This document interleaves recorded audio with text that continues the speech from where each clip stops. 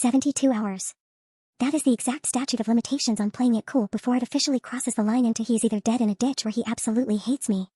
I was staring at my phone, watching the little delivered receipt on iMessage mock me. It had been 3 days since my date with Nate, and the silence was deafening. And the worst part? I thought I knew exactly why. Let me back up. Last Saturday, Nate and I had what I would legally classify as the perfect date. We met at Zilker Park here in Austin. The weather was that rare Texas perfection warm, but with a breeze coming off Lady Bird Lake. He brought this incredible charcuterie board with actual aged Gouda, not the cheap stuff, and I brought a bottle of Pinot Noir. We sat on the checkered blanket, watching the dogs play, just talking. It was easy. It felt significant. Then, the sun started to set, and someone nearby started playing Coming Home by Leon Bridges on a Bluetooth speaker. Nate stood up, held out his hand, and asked me to dance. It was like a scene out of a rom-com. Except, I am not a rom-com heroine. I am a menace on the dance floor. I have zero rhythm. Within 30 seconds, I had stepped on his brand new white sneakers. Twice. Then I stumbled, panicked, and stepped directly on his actual foot. Hard. He laughed it off at the time. We even kissed goodnight by his car, and I felt sparks. Real sparks. But then, 3 days of silence. By Tuesday night, I was spiraling. I was convinced it was the dancing. I told my roommate I broke his metatarsals, Sarah. He's probably in urgent care right now telling the doctor that a clumsy girl in a floral dress shattered his foot in his dreams. I couldn't take the not knowing. I'm not the kind of person to just let things fade away. So, I poured myself a glass of wine for liquid courage and typed out a text. Hey Nate. I had a great time Saturday, but the radio silence is getting loud. If I broke your toe while dancing, I have excellent health insurance and I'm willing to pay for the x-ray. Just let me know if I should delete your number or if we can try again, with steel-toed boots this time. I hit send and threw the phone across the couch. 10 minutes later, it buzzed. My heart stopped. It wasn't a text.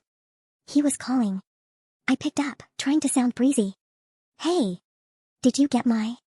Haley, he interrupted. His voice wasn't angry, but it was tired. It wasn't the dancing. Your dancing was cute. Bad, but cute. I blinked. Oh. Then, why haven't you called? He sighed, a long, heavy exhale. Honestly? Because I didn't feel like competing with a ghost. I sat up straight. What?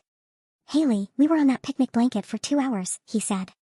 And for about an hour and 45 minutes of that, you talked about Jason. My stomach dropped through the floor. Jason. My ex-boyfriend.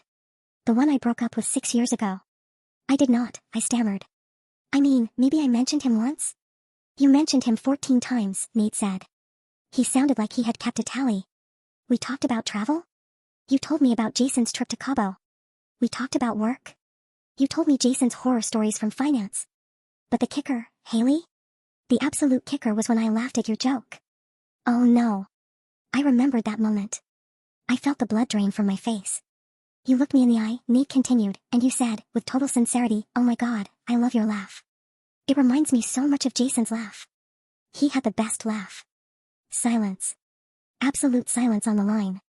My name is Nate, he said quietly. I'm not trying to be the sequel to Jason. I wanted to die.